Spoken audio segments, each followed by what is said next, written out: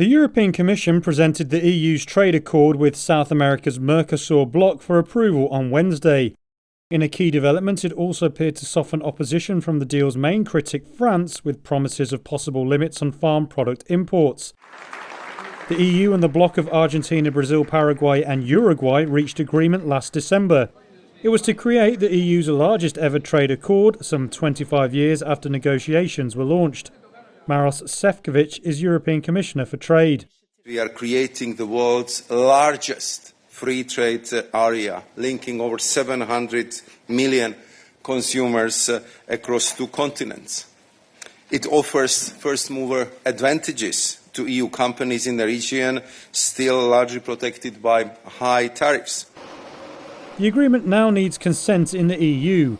It requires a vote in the European Parliament and a qualified majority among EU governments, meaning 15 of 27 members. The Commission and countries like Germany and Spain support the deal. They argue it's a way to offset the loss of trade due to tariffs imposed by US President Donald Trump. They also believe it can lower reliance on China, particularly for critical minerals. European farmers, though, have repeatedly protested over the deal. They argue it would lead to cheap imports of South American commodities, notably beef, that don't meet the EU's green and food safety standards, though the Commission has denied this is the case. France has been difficult to win round as the EU's largest beef producer and previously called the deal unacceptable. Poland is another farming giant opposed to the deal, but the country's Prime Minister Donald Tusk said they no longer had other partners to block it. There's no one outside Poland who would want to block Mercosur at this point.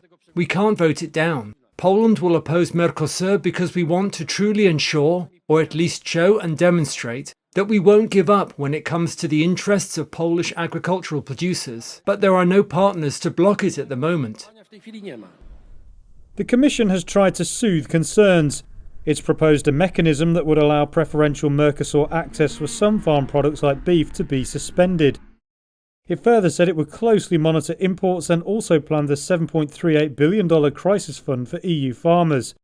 French Trade Minister Laurent Saint-Martin said on X the safeguard clause was a step in the right direction.